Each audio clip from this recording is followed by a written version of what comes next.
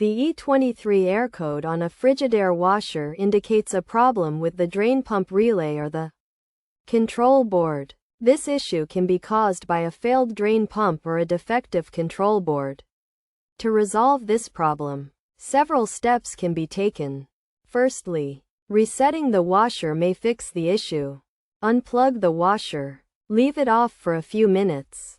Then plug it back in and check if the error code persists. If the problem remains, replacing the drain pump may be necessary.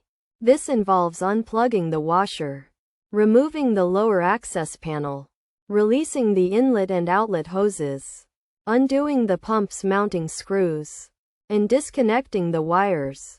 The old pump can then be removed, and the new one installed by repositioning the impeller housing, transferring the mounting bracket, and reconnecting the wires and hoses.